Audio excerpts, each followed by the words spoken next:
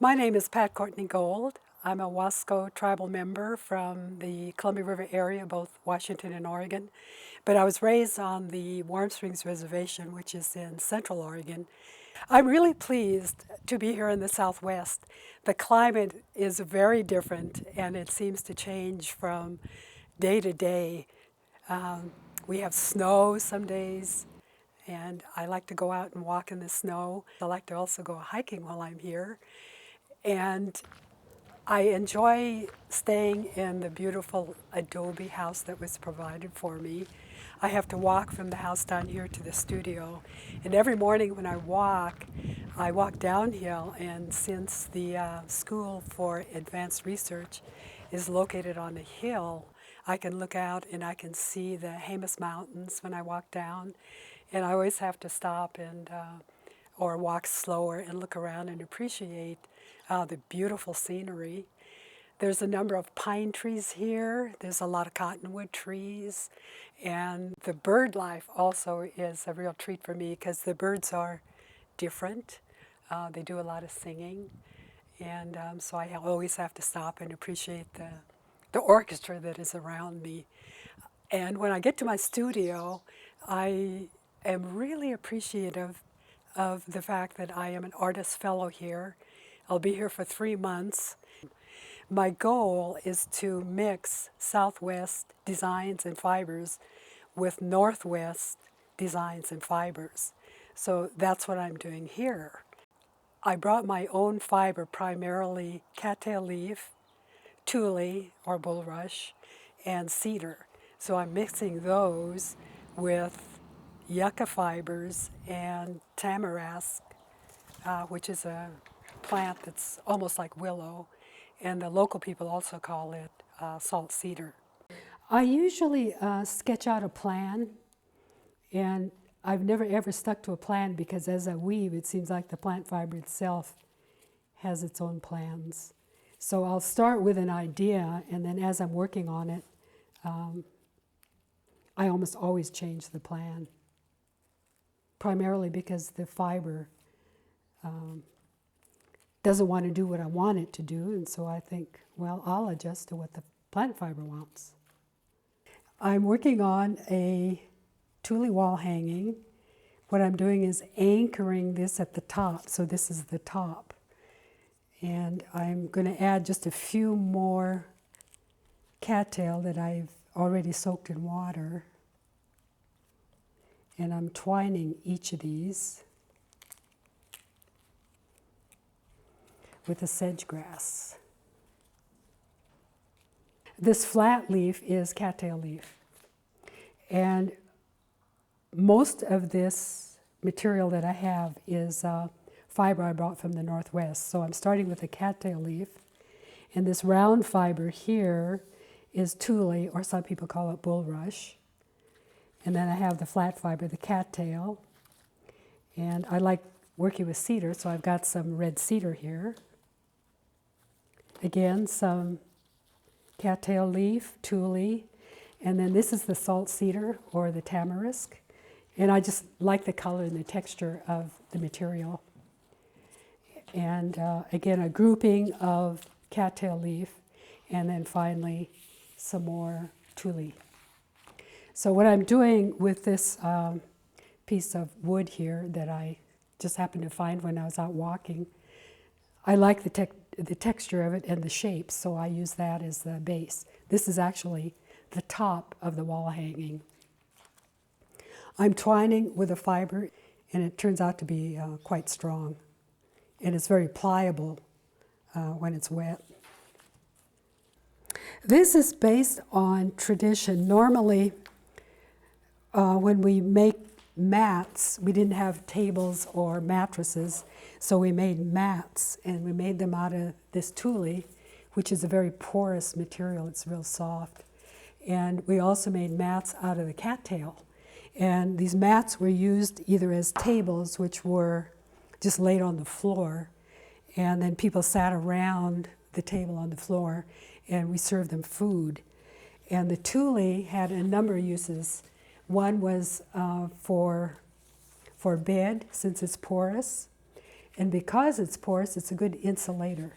So we also made mats for our lodges because our lodges were portable. We could take them apart. And when we wove the tule was like a huge shingle. So it was wrapped around the support poles on the lodge. It was a good insulator. So in the wintertime, it kept us warm. And in the summertime, it kept us relatively cool. So it was a really good material. And we still make these lodges. A lot of people who go along the Columbia River for fishing, they still prefer to have the tule lodge. So what I'm doing is taking off from that idea of the traditional mats, and I'm saying, well, instead of just using a mat, I think what I'd like to do would be to make something a little bit more artistic. So that's why I expanded to make these hangings. And I like to mix materials. I like to mix sizes. I've got all different kinds of sizes here. And it's a challenge to weave different sizes and different materials because each one you have to pay attention to the tension. I have a bone awl. I made this from a deer bone. My neighbor hunts, so he gave me the deer bones. So what I'm doing is I'm moving my weaving that I just did. I'm tightening up the spaces. And this also checks to make sure that the tension is uniform.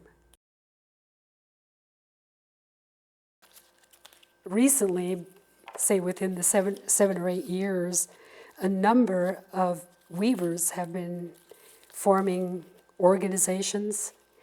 And the nice thing about these organizations is we invite different artists to come, different basket weavers, to come and join us and share not only fibers, but their knowledge and their problems.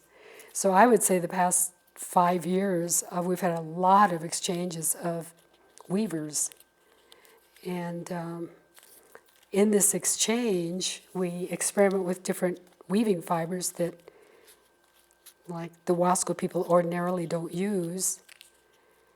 And we share knowledge of how to process the fiber, exactly what the fiber is and where it grows.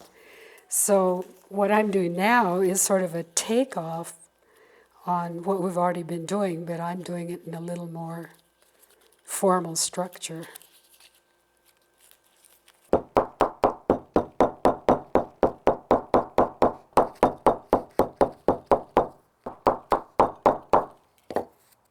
So what I'm doing when I pound this yucca fiber, I want the texture of hair. So this is what it looks like. And I'm only pounding the white part. And when I pound it, what I'm doing is getting rid of the little plant fibers inside that hold this together at the base. And what I want to do is pound this thing, get a whole series of these leaves like this, and then weave with them. I was fascinated with the Hopi baskets because the Hopi baskets have a unique start. So when I looked at the start, I thought that would be a really nice technique for me to use when I mix the Southwest with the Northwest designs. This weaving is a Wasco type twining, the way I start a Wasco basket. And I started it using, instead of regular warps, I started it using the yucca as warps. So I just wanted to show how the Wasco weave goes around and around from the center outwards. So it's just twined. This is a Hopi start for twining. So the Hopi start with twining a group of, in this case, yucca plants, and they twine it, in this case, vertical. These are twined horizontal, and you can see that in the back here. Okay, hold on. Okay. So you have the Hopi start where they have a vertical and a horizontal start, and then they connect them by twining around all of the warps, and in the space here, then they add more warps to close in the gap. This spiral or the circle, is twined with marsh grass from the northwest. So the marsh grass is right in the center. And what I'm twining around as spokes are two different fibers. One fiber is this yucca plant, which is local, which I found just a couple blocks away. And then in between, randomly, are tule spokes right here. Now, the background of this weaving is tule, also from the northwest. What I did with Southwest fiber was find a plant called tamarisk, and it's a big shrub. It can go about 12 feet tall, and it has this beautiful red color. So I put that in as a background, and then I also put in a vertical, this is the vertical, I'll put in a horizontal piece, and a lot of people do coiled weaving. So there's a lot of Southwest weavers who do coils, and in the Northwest we also do coils. So I just wanted to indicate that this coiled start is sort of a blend of Southwest and Northwest weavers. The way I connected the two tamarisks is using the Hopi start. So the Hopi start includes taking half of your spokes in a vertical position. One half is then twined together. Each of these is twined together. And the horizontal is also twined together. So you have two pieces like this that are twined, and then you connect them by twining around all of them. So this is a good representation of a Hopi start. And both cultures do a lot of cordage. They make their own cordage or their own string. So what I did was I split some of this tule fiber and I made this cordage. And I just sort of wanted something to wander through all of the vertical space, something to wander through and break the vertical lines. One of the things I'm doing now is converting Mimbres designs, which are on pottery. I'm converting them to geometric images, and I'm weaving in the Wasco style Mimbres designs. Being here in Santa Fe has really been a wonderful, exciting experience for me. And I am so thankful to the Dobkin family for providing the Artist Fellowship for me. And I appreciate the School for Advanced Research and the Indian Art Research Center for providing so many opportunities for me. So I just want to thank them from my heart.